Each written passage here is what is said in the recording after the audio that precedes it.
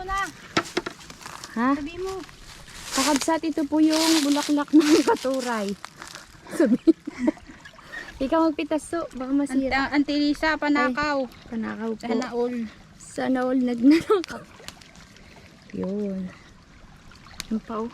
Punta ako dun. Huwag ako mahulog. Kabsat, nakain din ba kayo nito? Anong tawag sa inyo?